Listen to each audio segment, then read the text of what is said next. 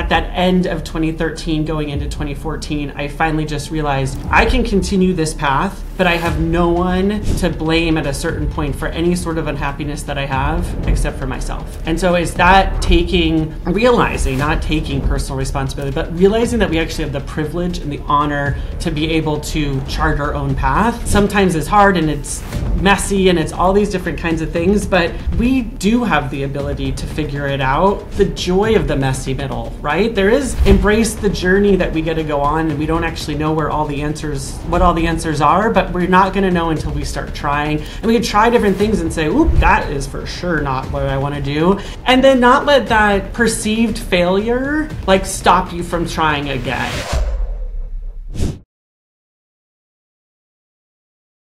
Hey everyone, welcome to Flow Over Fear. Thank you so much for being here today. If you've listened to the show, you know that I love adventure, and I think adventure is kind of this antidote to anxiety and helps us to rise above our fears, push past our comfort zones, and really help us just live the life of fulfillment that we want to live. And my guest today is Katie Rucker, and she epitomizes that attitude. And I'm really excited about this conversation with her. And just to tell you a little bit about Katie, she is a people-first, people-driven business leader with a passion and proven aptitude for unlocking the potential of employees and brands across industries. Katie oversees the operational administrative direction for McKinsey, a second-generation family-owned customer insights consulting firm. Katie's role focuses on working to mirror McKinsey's outward mission by improving internal processes, strengthening company culture, and promoting employee engagement. As an internal optimist, she has an undeniable knack for bringing people together and inspiring teams and companies alike to reach their full potential. Now, having navigated the family business, and the family business part is important, we're going to get into that today, and it's a family business journey for the last 15 years or so. She knows firsthand how difficult it can be to find your unique voice and identity within the family business. And at the end of 2013, Katie was struggling with finding her place within the business and considered leaving it. And instead, she decided to do a year of yes and started pushing herself to do the things that scared her outside of her company. In 2014, she ran her first half marathon, having never ran more than 4 miles. And fast forward to today, Katie is just getting back from a 16-day trek to the Everest Base Camp. She's taken the lessons learned along her journeys and is inspired to help the next generation of family business leaders through her work as a personal growth coach through Next Gen Collaborative. Welcome, Katie. Thank you for joining us today. I'm excited to be here. Yeah, I feel like we're kindred spirits on this front because we both have worked for a family business, for our family businesses, legacy companies, and we both. I know that you mentioning in your bio there, talking about this feeling of just not feeling like you have a place there for a while, turning and finding adventure as this new outlet to kind of bring into that focus. I know that was a similar story with me. Can you kind of walk through basically maybe your background on that and how you came to kind of discover that within your family business? Yeah, no, I appreciate it. Thank you so much. So I run my business, co-own and co-president with my twin sister. So when I talk about we, I'm used to always being with my twin, which that I think also plays into some of this as well. But after college, well, we had 2 entrepreneurial parents who never thought about actually transitioning the companies into a family business. So there's a lot around that, but we'll unpack that maybe on a different story. But went off to college, worked outside of the family business for a while. But about 1.5 years after college, I actually started working at my mom's company. And then we closed her business down and I transitioned over to my dad's company, thinking it would just be maybe like a stopover job while I figured some things out. But being in the data analytics, customer insight space in 2012, 2013, when data was really starting to be known to be able to help make much of an impact for businesses.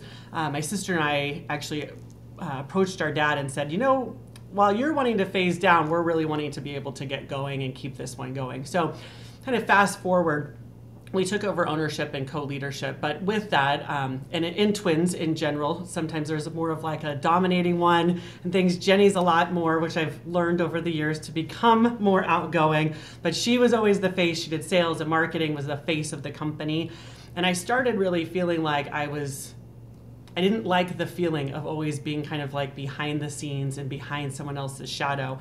And I think the biggest thing was the more and more we were achieving, as we were just chatting off camera, as our parents, which I love them to death, they love to say we taught them everything they know, which really then starts to take some of that, what accomplishes are mine, and what is it that I've achieved outside of my family, outside of my sister, outside of my parents. And I started questioning myself as a leader, questioning kind of where I saw my role being within the company, who I wanted to be. And I realized, so I talked about leaving a lot of times the company, and I would leave for a week and then I'd come back and realize that that doesn't make sense, that I needed to do the hard work. And so 2014 was my year of yes. And I wanted to do something that I thought in my head, I could never do that, right? We all like see things. I mean, I was just saying, I see you've done an Ironman, and I automatically said I could never do that. But actually, I could do that. I could learn how to swim, and I could actually train and learn how to do that. 10 years ago, I did not know that I had the ability to do anything I really want to set my mind to. And half marathon seemed like one of those, oh my gosh, I could never do that. And then, as I break it down, I actually was like, if worse came to worse, I could walk. I could walk that whole thing, like I really could do it. And you can train with people and you can do different things, but in the end, you personally are the only person who can cross that finish line. And I felt like symbolically, that was a great step to start the adventure for me. And I never grew up doing sports. I never grew up doing any of that kind of stuff. So it was one of those, I'm going to pick something that just seems totally out of the box. And if I can accomplish it, I wonder what else I can learn about myself. So it's kind of a very fast track to saying yes to some adventures, and then kind of where it's parlayed into 10 years later has been a whole wild ride. Yeah, well, I hope people can hear that and kind of internalize that we have these moments in our lives, or maybe these long swaths of time where we feel like we can't do anything, or we have these limiting beliefs, but all it takes is that one kind of spark of inspiration to, and I really kind of appreciate how you talk about, visualizing that worst case scenario. Like, well, what's the worst possible thing if you're gonna do a half marathon? What's the worst possible thing that can happen? Oh, I walk. I walk the thing.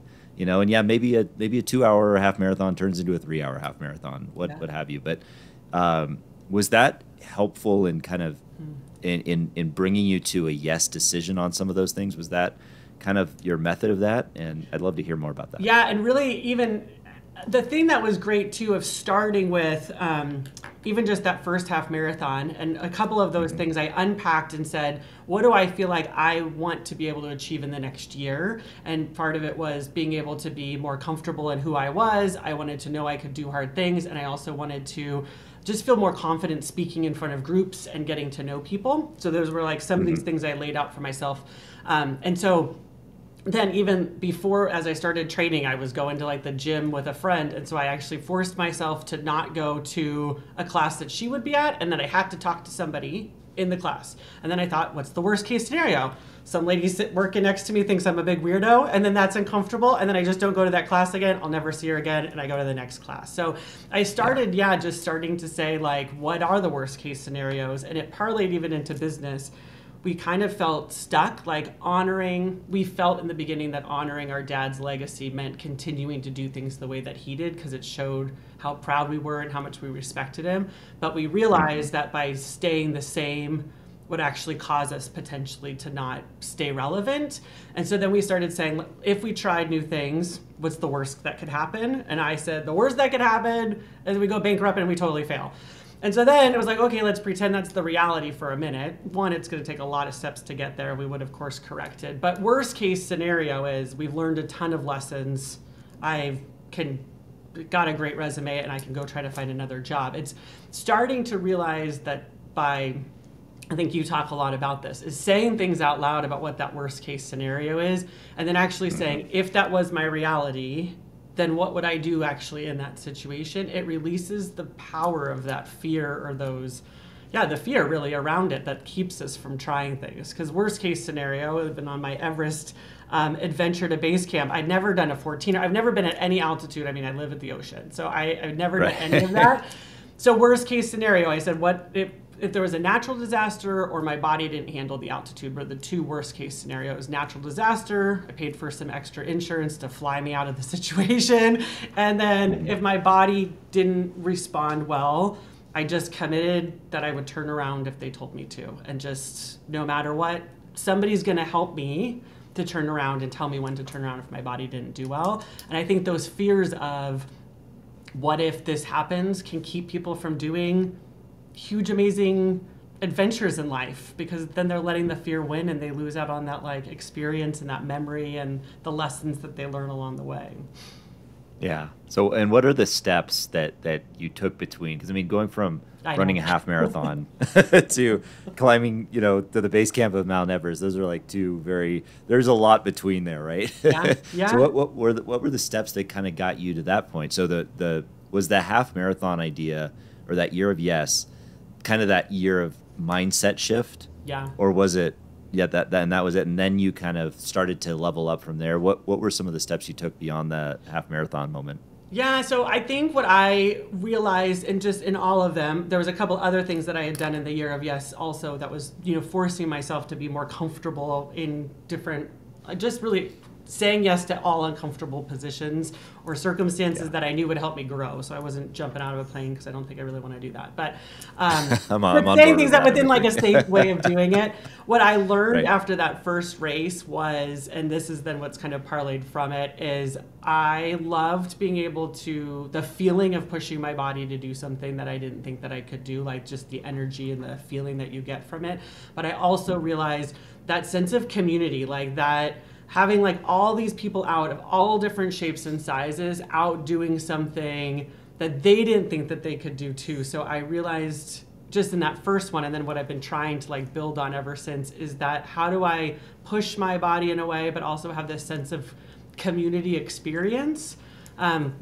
So continued on with the half marathons, but then actually got introduced to Ragnar's, which I don't know if you know Ragnar's, so I've done the road. Oh, yeah. And then started trail, and I loved the trail, which then got me more and more into like the hiking communities. But the trail Ragnar's, an 8-team relay race, and then but you're camping, and then so then you're getting like-minded people who like to camp, like to be on the trails and do these crazy adventure runs, and realizing that you just walk around and the sense of community and connection with people is what I just absolutely love. And the more hard things, which I think is something that you talk a lot about, the more hard things I did, the more I could do harder things. You don't start, like I keep saying to people too, just start small, start one spot. The mountain's waiting for you. Like you don't have to go from here to here. It's the same thing. You probably didn't go from your first 3-mile run and then 6 months later doing an Ironman. Like it is a journey, and you have to know you can have these big lofty goals. It doesn't mean that that's what has to happen next. Sometimes you have to have these other smaller goals to get you there. And realizing that people's finish line right now is not where they started. We sometimes forget that there's always the messy middle, and that people don't always talk about. And so I think people think like, oh, I could never do that because I'm this. Well, you can if you actually do all these incremental steps. So then I did, the Ragnar's, and then I went from the team of 8 to then we did the Black Loop where it was only 2 of us. And so it was like 35 miles, and I was like, I could never do that. But you know what? You can, and Right. I was not the fastest. I'm never out there to win. I'm out there to have fun, to stop and enjoy the beauty of the nature around us, and to meet the people along the course. I just think is super cool. Yeah, I think that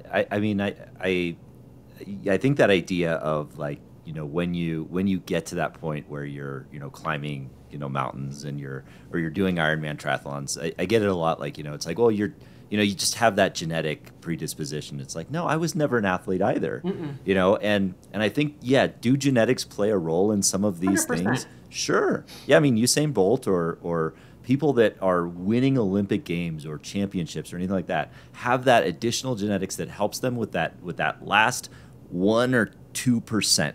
Yeah. Right? But that doesn't mean that nobody can go out and learn to run or do these things and do that, because we started there. We started with that first step. Yeah.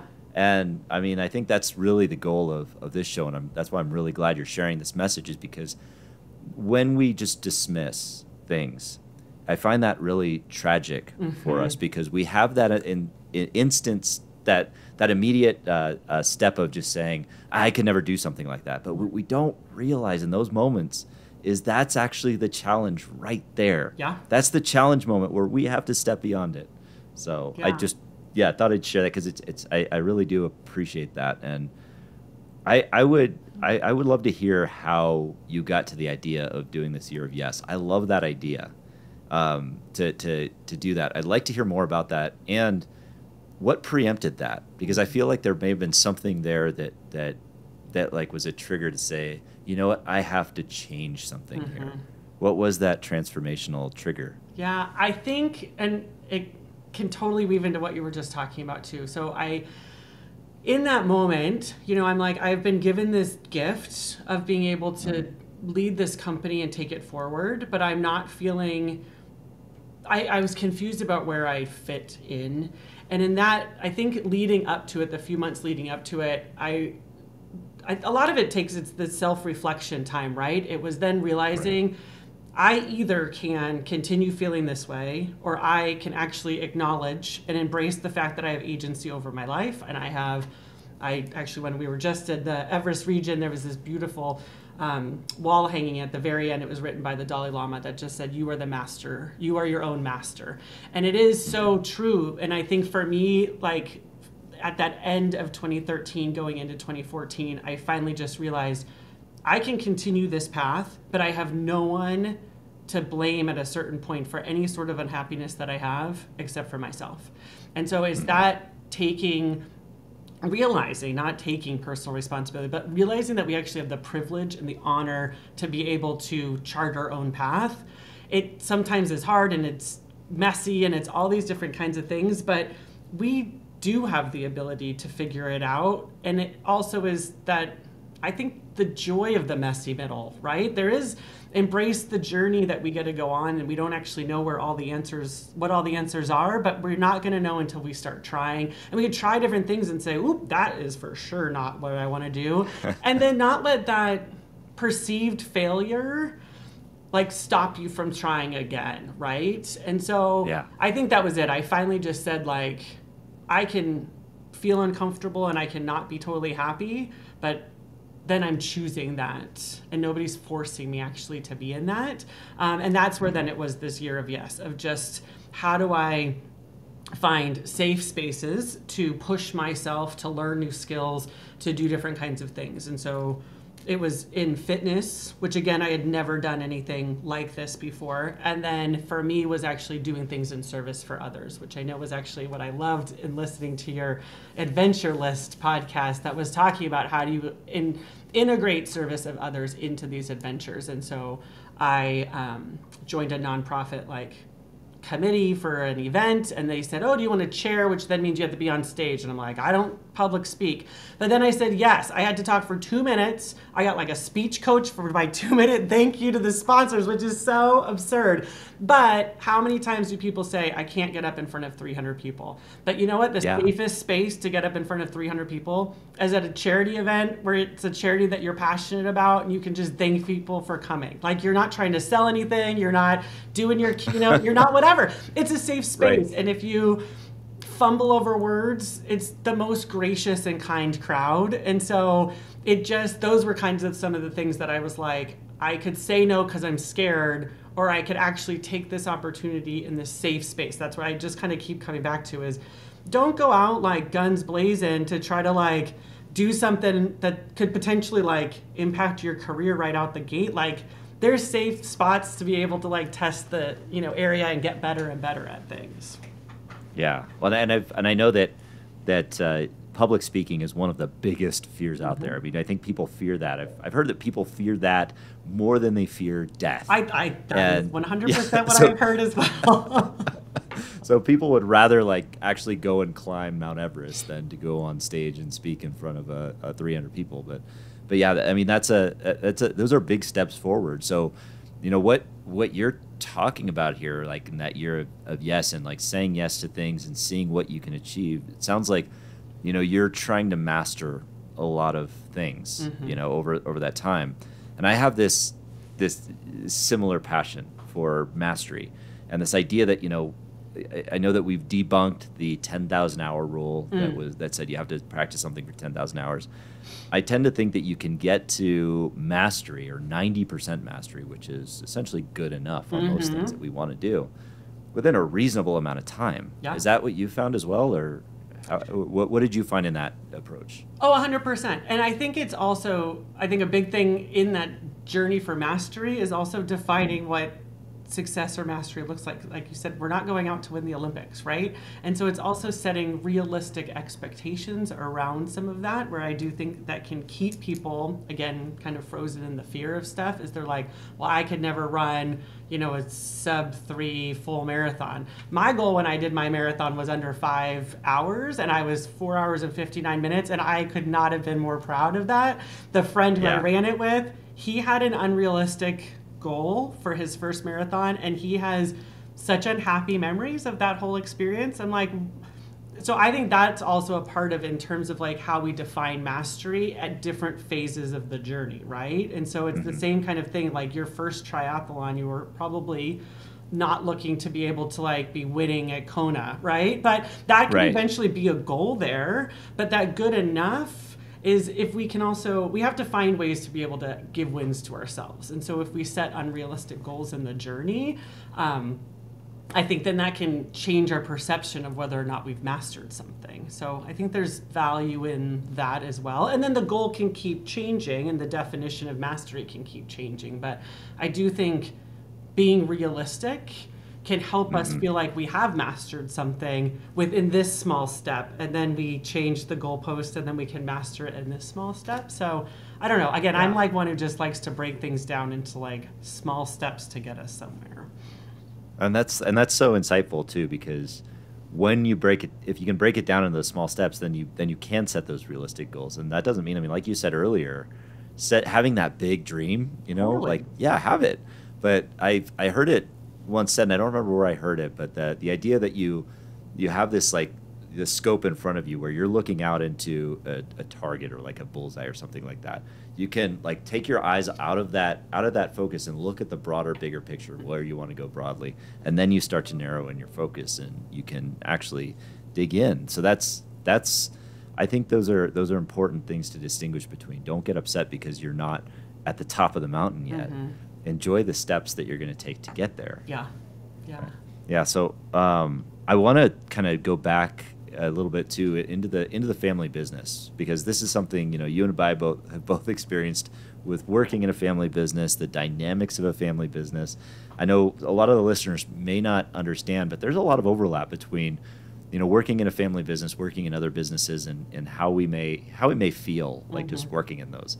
What are some of the dynamics of working in a family business that kind of shaped your career, and what would you say to somebody new coming into a family business about the business that they wouldn't expect? Yeah. Oh, I love that. And again, I could unpack this topic all day long. I think, and it's interesting through the different steps are. I mean, I think one of like my big, starting with kind of the end answer and working backwards, I have found through 15 plus years now of navigating the family business journey is what I did not do in the beginning, and now one of my biggest recommendations to people, and something I'm super passionate about talking, is ensure that you can find your own voice within that business. And that really, I think, is outside of family business or just in general, is who are you as an authentic person? Who do you want to show up as? And then in family business, they talk a lot about legacy, right? And so legacy can be the assets of what the business is, the impact your family makes in the community, all sorts of different kinds of things. But something that I'm really passionate about now talking about is, what do we as individuals want our own personal legacy to be, right? So what is the impact that we want to make in the world, kind of based on our actions, our values, our achievements, and our character? And taking time to unpack some of that as you can, as often or early in the process of joining the business. And again, I believe that that's an iterative, something that we need to reevaluate our whole lives because it changes over time. But having some sort of vision for yourself when you go to the table and think about like what is your role within the business. Because with us, we came in, we kind of presented the idea to our dad about doing it. We were then going from an entrepreneur to a co-leadership with very different styles from him. But when we got down to some of the logistics of transfer of ownership, we talk a lot about family business. It's ownership, power, and control, and you don't get all of them on the same day. So we had ownership first without power and control, and then different kinds of things. But at some points, our dad basically just said, here's how it's going to go down. I talked to my neighbor, Jim. Jim says this is how the ownership transfer should go, and this is how it's going to be. And then we just sat there. And then like a week later, he said, I talked to so-and-so, and this is the change. And he'd slip another contract across the table, and then we'd just sit there. So we finally said yes, without actually knowing that we were allowed, in a way. And again, that's some of it coming kind of full circle of me starting to realize I can have the agency. I can actually have a voice at this table instead of being a passive participant. But in that moment, I felt like I'm honored that he's giving us the chance to move the family business forward. Mm-hmm. But I didn't realize that it can be an and instead of an or. I can feel honored and privileged for the opportunity to continue this legacy, company, and I can have my own perspective and my own voice on the journey. It didn't have to be one or the other. And that took me, again, probably till I started this, process of the year of yes, of really starting to realize that it's not in one or the other. And I think that's a big thing. Yeah. Did you ever feel like you guilty for this maybe entitlement or this sense of entitlement that you had for being in a family business? It may have been like, and even if that entitlement wasn't real necessarily, there's this sense that you feel that. Did you feel that at any time? I felt it in different ways. We definitely came in from like the ground up. So when I joined from my mom's to my dad's, I was, basically like the file clerk type of thing. And I worked our way up. So we did many jobs. There was definitely feelings of like, well, you don't know. And I'm like, actually, 10 years ago, I did this exact same job. I created the process that you're doing, and this is why we're doing it now. But I'm open to your feedback. But I have done this job, and I have done this one, and I have done this one. So it was just sometimes it's reminding people of that we actually did pay our dues to get there.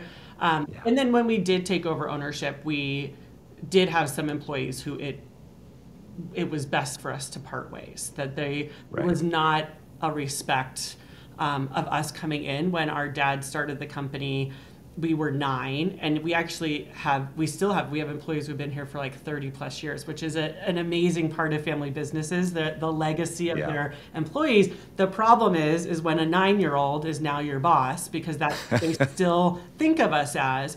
And we did a huge culture shift when we came in. It wasn't the type of culture that we wanted. And I don't know if that's just we're so different from our dad. I think it's also generational. We're a much more collaborative approach versus like individual contributors. We wanted to be making a collective impact within our communities. We wanted to be doing these different kinds of things. And we had team members who were not on board with some of that. Right. So it's hard, and it's hard to sometimes also, and I think this kind of comes back to fear as well. We then were very transparent that we were then going to try things that may not work. And so you have to be brave and face the fear of failing in front of people. And luckily some of that failure was then inside the walls of our company, but you're still failing publicly, and especially in front of team members who were like, I wasn't so sure this one was going to work. So you have to be brave enough to continue to chart that course and go forward. And again, building up some of those muscles was then doing these types of things outside of the business, where then I could push myself and say, I actually can do hard things, and it's going to be uncomfortable. And I think that's the joy of what I love about kind of these adventure type activities. I like getting uncomfortable and going to like we all have the little deep dark cave there that has the extra oomph inside of it. We just don't tap into it very often. You have to get super uncomfortable to realize you can keep still putting one foot in front of the other, and you still can make it to the finish line, no matter how painful it might be in the moment. But that pride that you feel by overcoming what you thought would break you down. And so that's where I kind of take lessons from the course and bring it into the business, that when it would get really uncomfortable and the pushback was there, it was but if I just keep going forward, I know the finish line's out there. And I can get through some of like the muck and stuff. Hey everyone, I interrupt this program to introduce you to a powerful tool that will help you gain clarity on your vision and accelerate your growth and achievement. If you're listening to this show, it is likely that you have an exciting vision for your life. But the problem is that we often get caught up in the day-to-day. We get distracted, we face uncertainty, overwhelm, and self-doubt. And as a result, the gap between where you are and where you want to be seems insurmountable. And that's why I created a framework for how you can turn your vision into strategic, disciplined action that will accelerate your results in the next 90 days. I call it the Vision Reflection Retreat. It is a 2-day solo excursion designed to reignite passion and adventure into your busy life and realign your focus toward your why. This is the very same framework that I use every 90 days to reflect on my own life and my vision and set my goals for the next quarter. And it has been a game changer.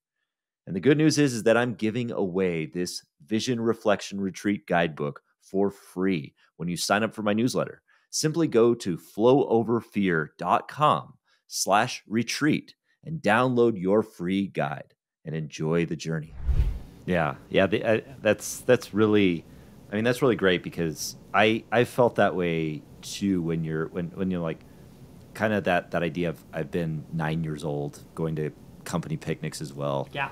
With all of these people, and now all of a sudden, now I am the president of the company, and they're working for me, and that's why I was wondering was that idea of like, well, are they really thinking that this little pipsqueak who used to come to the is now our boss or whatever, and I'm not going to listen to him, or is it in us? Because that's how I always felt was like, I don't want to upset these people because they used to be people I looked up to, and they still are, and so that's it. It's interesting how you kind of describe the bravery, and then you tie it into the adventure part of it. How like those kinds of things can help you to do that, and you mentioned that there was a big culture shift. Like you shifted the culture when you did that. Can you share some of the things you did, some of the ways in which you did that you found were successful or what didn't work? Yeah. I mean, we did everything from, for me, I wanted to also get to know some of our legacy team members in a different way. I mean, that's a big thing Jenny and I talk a lot about in sibling partnerships, or just, partnerships of running family business with the ones who know how to poke your buttons, is that we actually have to take the time to get to know our siblings as the people that they are today and their strengths that they are today, I think, for a successful partnership.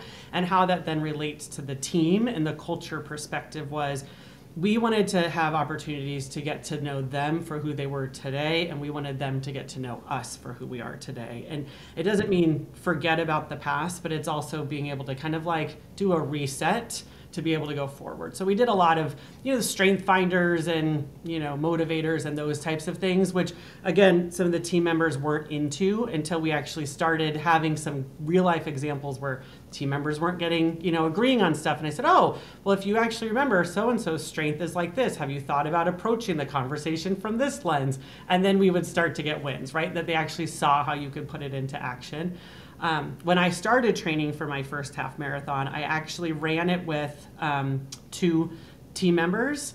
One gentleman had done some half marathons before, and then one had never run before either. So I actually had asked the team member who had run some half marathons before if he would be willing to do some running sessions with me once a week. So then we would, every Wednesday morning, we would run in the first hour or whatever of work, come back, because we luckily had, he could get freshened up and we could start the day. That then I started realizing that there was ways with different generational groups within the organization to be able to, in a way, be vulnerable out on the course together, and that was super fun. So we ended up doing Ragnars and Tough Mudders and Spartans all together with a couple of the team members. It wasn't right for everybody, but I found that was also a way for me to build authentic connections with different team members, and to be able to say, can you help coach me? Helps, build trust and those kinds of things. So that was super fun. And then another huge part for us was starting to really integrate volunteer and philanthropy into our corporate culture. So doing monthly volunteer activities, and really that being chosen by the team members to be able to connecting with causes that matter to them. So those were a lot of our big things. Right. I would say a bunch of our failures were more like trying to put systems. You know, when you take an entrepreneur, first generation family business to a second generation is when you have to actually put structure, process, systems into place. And again, you're not going to hit it out of the park every single time. So I would say a lot more of those lessons were around that and trying to get buy-in and integration of legacy team members into new process and systems was where we struggled the most, I would say. Yeah, that's helpful, because I know that a lot of people going into new, getting into new generations or new generations of leadership struggle with that idea of succession and all of that stuff. A lot of times we hear that, you know, that the previous generation just doesn't want to talk about the issue, or they don't want to address the issue, and then the next generation has to figure it out on their own, or they have to face all of these cultural challenges. And so yeah, I wonder, like, you know, we've all heard the statistics of family business survival rates. You know, it drops off a cliff after second generation a lot of times. Yeah. I mean, rarely do they make it. Do you feel that there's an important legacy around family businesses that need to sustain, or are they built to sell? Like, what's your opinion on that? Oh gosh, yeah. See, I love all this. I think yes to all of that. I think it really kind of depends. And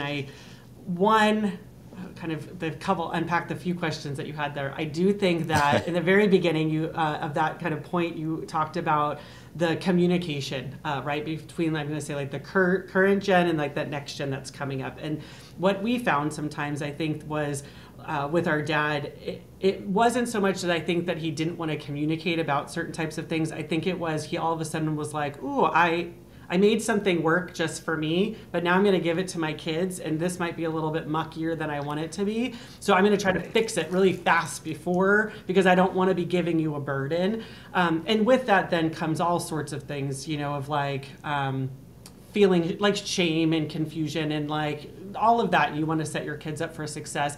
I think what I get really excited about, and this is the data kind of research nerd that I am, which is on the McKinsey side of things, I'm very fascinated what will happen, and Jenny and I are working on like a future of family business project. Like, what will family businesses look like in 30, 50 years from now, and how does succession change?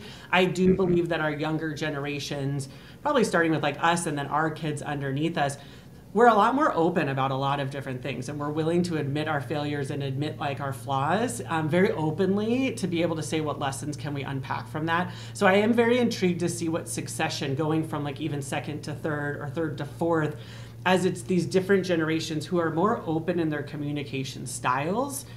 Will we actually start to see that statistic change? Because I think some of the rubs happen in that sense. So one, and then two, I think that there needs to be built into kind of just family business in generational thinking, these opportunities to stop and pause and say, what does success look like? So how are we reimagining that? So is it that we're wanting the one core business to continue? And then how does that business need to evolve for the market that exists out there? Or do we actually want to create an enterprising family that then is actually that our success metric really is not so much that our kids are going to take over McKinsey per se? Are we in a way being able to create enough out of that then can actually spur a couple other businesses that our kids are super passionate about, and then maybe the original founding business phases out, but then that still could be a definition of success, right? We're generationally passing the entrepreneur spirit on, and we're creating that under this like family business enterprise umbrella. So I think it just really comes down to how each family unit defines success in that. And obviously the bigger you get, you're a third generation, right? So it's the bigger you get. We're fourth. Yeah. The more stakeholders you have. So creating space for that it's not just, that's one of the things I like love as I've gotten so integrated into the family business community. That's what actually Jenny and I are leaving tomorrow. We're going to speak on sibling partnerships and next gen leadership at the University of St. Thomas in Minneapolis on Thursday. And just being able to go to different family business centers around the U.S. to talk and meet with them. every family business or every family within this has a different definition of it. But I think that sometimes the missed opportunities is creating space to have those conversations to ensure that there's alignment amongst all the family stakeholders. Do you think that lack of, or do you think that those conversations, or maybe that lack of space, comes because there's this, well, what is the reason why we don't have those crucial conversations a lot of time in family businesses? I will say we are for sure not perfect in this at all. So I will be totally transparent and say that we aren't the best either. I think sometimes it can get uncomfortable. It's uncomfortable talking about money. It's uncomfortable talking about our own individual personal hopes and dreams. And then if we're reliant upon other family members to help make that successful. So I think it is people shy away from uncomfortable conversations and uncomfortable moments, right?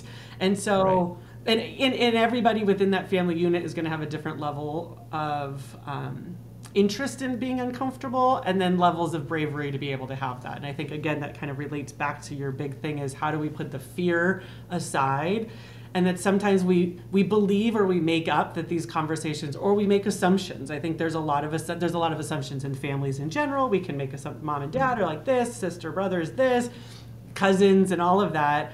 But if we actually just come to the table and maybe put all of our assumptions in a safe way, again, I think a facilitated conversation from an outsider can be extremely positive. Having some agendas and points of view, you start to realize that if we have alignment around values, definition of success, what happiness means for each of us, those types of things, then we can start to unpack it of where we want to go with the family enterprise or family business itself. But I think sometimes we don't do it because we don't want to be uncomfortable, or we don't want to say something that we think will offend somebody. But again, we're making assumptions that it'll offend somebody, where in the end, if we go in, I would say assume positive intent. If we can come to the table with assuming that everybody is coming from a place of love and support and genuine desire to leave the best opportunities for our next generation of family members, then we are coming from a place of love. And that even though it's uncomfortable, we all care about each other and we're wanting to unpack that a little bit more. So I think it comes down to bravery. Well, I really like that part that you say about assume positive intent from everybody, because if we're assuming that, at least we're starting it off on the right foot. We're not immediately getting into that conflict mode. And I really, really love what you said there about this idea of building a family. It sounds almost like we need to build the family enterprise first, and then the business is secondary, because we can really build the businesses generationally based on whatever we need in the moment. But that family enterprise is the most important part first. Am I understanding that correct? Absolutely. And I didn't learn about that idea and concept until we got involved more with the different family business groups. And we had gone to Transitions, which is a conference, family business conference put on by Family Business Magazine. And we were asked to speak, Jenny and I, about honoring the past and innovating for the future. So I come in, I'm like, oh yeah, my 35-year-old company, I'm so great, which is like a joke against your 100-year-old company. And in the end on the stage, there's people who are like 8th generation. I was like, what are we doing here? But it was an honor to be there. But then really actually unpacking, how do you last 8 generations? And yes, there is the core, for some of them, it is the core family business, like the core business. But a lot of those, as you start to unpack it, there's real estate assets, there's all these different kinds of things that then can be under this enterprise umbrella. I believe when the business is first started, though, at first generation, they're an entrepreneur starting a business. So there has to be this time of starting to shift that. So for Jenny and I, we've now started a second company together, so then that'll start to be underneath our umbrella. And we are talking about actually going into some real estate together as well. So I don't know if that enterprise, if that generally starts at a second generation, or if that usually would start third or fourth. I just try to learn lessons along the way from other people. How can I fast track to things? Because I'll make other mistakes on my own. But now seeing what some people have been able to create, and how fast can we start certain kinds of things like that? Yeah, and that new business that you're starting with Jenny, is that the Next Gen Collaborative? Yeah, Next Gen Collaborative. And so really co-founders there, and just being extremely passionate about this family business space, and realizing, I think there's we believe that there's room for a different perspective and a different voice. And then for us, though, it's really just being passionate about those next gens and like helping next gens know that they can have a voice. There's just so much out there, and a lot of advisors, it seems like, are brought in by the current gen. And then it's the narrative is, what leadership skills do you think your kids need to take over? What leadership? So then it's all being pushed down onto the next generation. How do we also empower the next generation to say, here's some of my strengths, here's some of my weaknesses, and these are some areas that I want to grow in. So it's not to shift the power, it's to actually try to like equalize people when we all come to the table, that we can have to like equalize it somehow, you know? It's just to empower that next gen for sure. Yeah. And Jenny being your twin sister, I know that there's like a strong bond. Now, I don't have any twins, but I've always heard that there's a really strong bond between sisters, right? So how do you maintain that in the business? Do you need to keep those separate? Do you need to keep them intertwined? Yeah, so Jenny and I how do you manage your relationship? Did not like each other whatsoever growing up. So we are, so we went to different high schools. We are total opposites, but then at the same time, like so close to each other. I mean, like my trip to Everest was like, she's like, what are you talking about? I don't even understand. Like her, you know, roughing it is maybe like a 4-star instead of a 5-star hotel and that kind of stuff. So we are total opposites. And so we've been through a lot to be able to actually now run one business and start a second one together. And but it's, again, like I said earlier, is getting to know each other and realizing that we are best friends now. We're together all the time. And there's continual open lines of communication, I think, is one of like the biggest things. And then realizing, because co-leadership and co-presidency is not for everybody in the least bit. And so we do not advocate to say that that's the right approach. It worked for us. We have very different strengths. And so we just realized that collaboratively we can be a great leadership position. And that might be the twin thing as we've come together. Again, some of it was getting away from assumptions. I'm more operational, analytical mindset, HR structure, process, fastest way to get from point A to point B most effectively. She is a huge big idea person. So I bought her a big idea jar, it sits on her desk. And when we are at max capacity of what we can actually do within a time frame, I say, does this idea go into the jar? Or are you going to take an idea off of here? And then you have to explain why, because we've already started the path for implementation, and that goes in the jar, and then we replace it. Like, so it's been, you know, getting to know each other and to understand it. She used to feel really bad about saying, here's my idea, now go figure out how to make it happen. I'm like, give me a problem, and then I can solve it. And then we've learned off of each other. I've definitely become more big picture thinker. I've like learned her, like some of her strengths, and then she's learned some of mine as well. But it's continuing to keep those lines of communication open and having true, honest conversations. When something makes us upset or we feel something, it's then saying in the moment how we're, you know, what we're feeling, and saying, is this really about me, or do you have other stuff going on, or whatever that is? Because especially, gosh, in family, if you don't confront it right away, that's what I think causes the family businesses to fail. Because then all that garbage, it goes from the office to Sunday dinner to Thanksgiving dinner, and then it's not just with the people working within the family. You go home and you gripe about it with your spouse, and your kids might hear in the other room, and then all of a sudden you're at grandma's house, and it just can expand way more than it needs to if we don't just confront things when they happen. Yeah, wow, that's such great advice to close the book on that family business part of it, because I mean, just confronting those issues right when they happen. I mean, those issues, knowing from my experience, I know your experience too, they can fester and get bad. And when you deal with generational issues, man, those are painful. Those can get ugly. Yeah.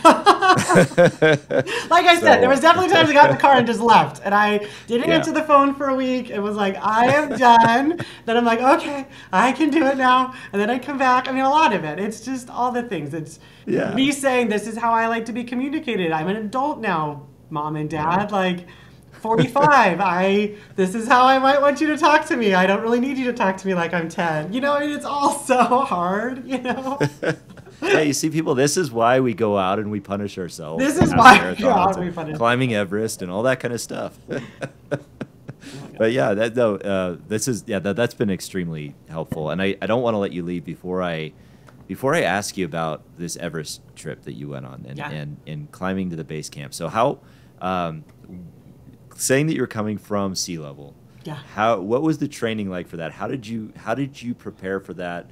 And what's the elevation again? 17,500 feet at base camp. 17,000. Yeah. Wow. So, okay. And that I'm just like, how do people summit up to, I think it's 27,000 feet or something like that. I can't even fathom. And I have nothing inside of me that wants to go summit that kind of mountain at all. But actually I ran into, I think some of it, which comes down to the big lofty goals, and then realizing that what we put out into the universe, sometimes we maybe have to be a little bit more specific.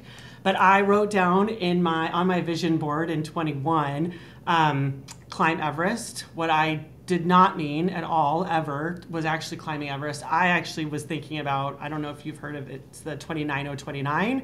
I think Colin O'Brady started it with Jesse Etzler. They rent out a mountain, and it's like an endurance, so it's 36 hours, and you hike up and down a mountain to equal so I guess that's actually how high Everest is, 29029. And so you do it to equal the height of Everest.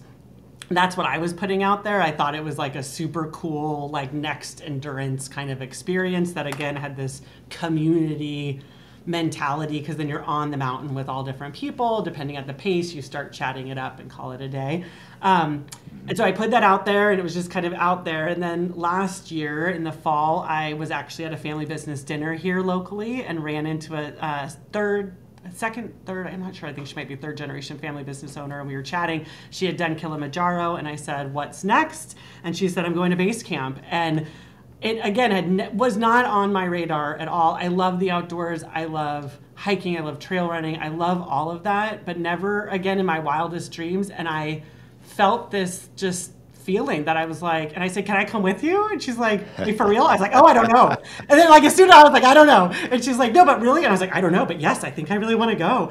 And I think that comes from, again, now 10 years of trusting, and then starting to really listen to those inner nudges or glimmers, whatever people call it, these little moments where your heart actually your brain hasn't caught up yet to what you're, because your brain's going to tell you what the heck are you doing, but it's that impulse feeling that just came out. And in that moment I was like, I think I really want to go. And she's like, for real? I was like, I don't know, my husband might kill me. I don't know what you're talking about. So that night she sent me the dossier of the whole trip, and talked to my husband over 4 weeks, and said listen, because I was gone for 20 days, so it was 16 days on the trail. But that's a long time to leave with kids and to hold down the fort and then leave the business and leave all sorts of things. But I decided to say yes. So I said yes, I think in November of last year. So I had about 10 months to plan. And then honestly, I committed to myself more than to my husband that I did not want my training to impact the family, because my family's not into big, huge hikes and all that kind of stuff. I'm definitely the Lone Ranger in that.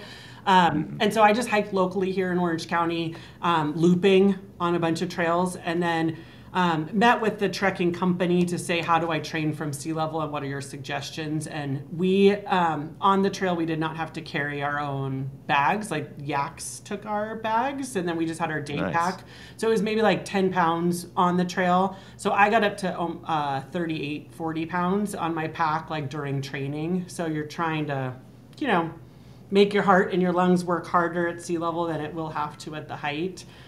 Sure. And then I was the super random lady at Planet Fitness on the Stairmaster with my backpack and weighted vest on. So the first time I walked in, I'm like, I feel so weird. And then you start again. People come up and they're like, what are you training for? Because if you are a random person with a huge backpack and a weighted vest on the Stairmaster, you were legit training for something.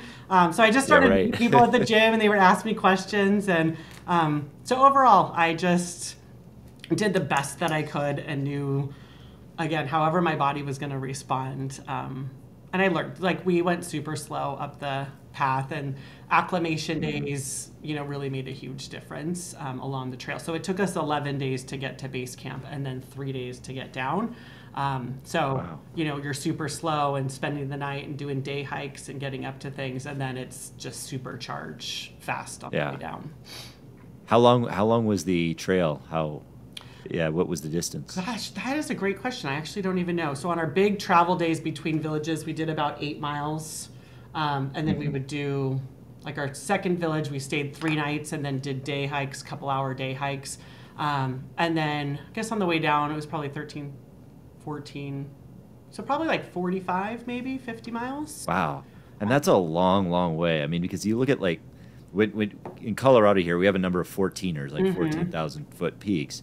And usually those are, a few miles to get to the top. It's like, you hike a 3 or 4 miles and you hike 3 or 4 miles the next day. But that's that's a full day of hiking for some of the easier ones. Yeah, and then getting up, we started at like 9,500 and then up to 17. Yeah. So it was definitely, and that what, I learned too. So it's a lot of up and down. So while you're going up the mountain, if there isn't a suspension bridge to cross, you have to go all the way down to the river to cross the river to go all the way back up again. So I don't know. For me, like, in the end, I loved the experience of pushing my body in that way and doing something in an environment that was so drastically different than I've ever, and just the awe and the beauty of, like, the mountains. But the cultural experience of being on the mountain is the part that really, has impacted me so much more. So from Lukla, the town we started in, up to base camp, and we traveled the Nepalese side of the mountain.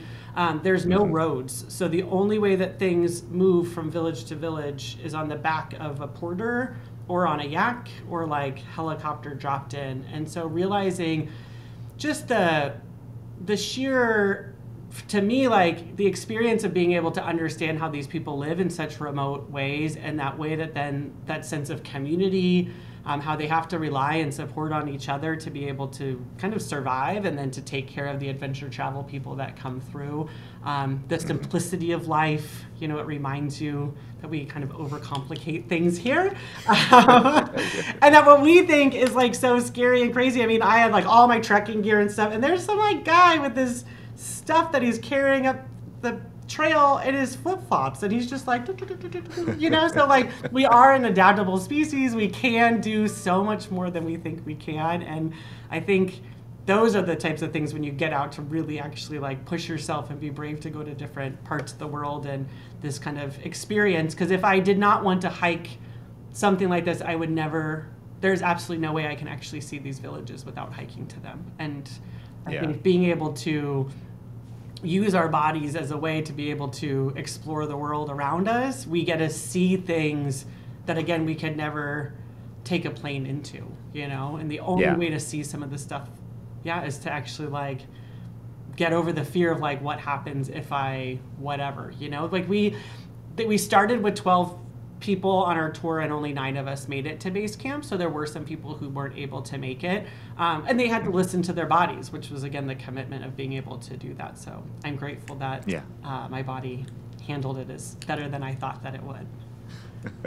Well, it's amazing, and congratulations on doing that. I strongly suggest it if you want to go. It sounds like an amazing adventure, and for anybody out there that's, like, thinking of those kinds of things, listen for those moments, because I had that moment too, that nudge where you hear about something, or somebody tells you about something, or you hear something, like I heard it with Iron Man, and it was just like this nudge, and I call it the oh shit moment. Yeah. Like the very thing that you're talking about. It's like, oh my gosh, I've got to do that, but I'm frightened. And in those moments, if our brains speak louder than our hearts, we say no and we go the opposite direction. So listen to those moments, follow your heart. And Katie, thank you so much for sharing your story and your wisdom and everything. This was great.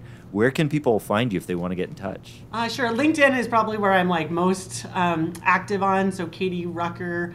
On LinkedIn, post a lot about both companies, and then nextgencollaborative.com is kind of more on our personal growth coaching, and that's just, again, on the family business side, that's like where my heart is. It's where I want to like spend all of my time. I love our family business, but it's actually inspiring those next generation family businesses. We make up so much of Main Street, and we want to keep people excited about staying in their family businesses and knowing that when it gets uncomfortable, it's totally worth braving through the muck of it all. Yeah, well, I really enjoy all the content and everything that you and your sister are putting out. Thank you. It's amazing to see the success you're having, and especially just all of that you've risen above from where you've come, from starting out in the business to what it's become. Congratulations on all of that. I really appreciate it. Yeah, absolutely. And to everyone out there listening, thank you so much for watching or listening to this. If you like this episode, please share it with a friend and subscribe and rate the show. Really appreciate it. Thanks for joining us today. We'll see you next time. Thank you so much for joining me today on Flow Over Fear. If you are liking this show, please do me a favor and hit the subscribe button. That way you'll be first to know when I drop a new episode, including interviews or trainings or dad jokes. That's right, dad jokes. Add a little levity to your life. And if you liked this episode in particular and you think somebody can get something from it, please share it with a friend. And that way we'll spread the message together. Thanks again for joining me today. We'll see you next time.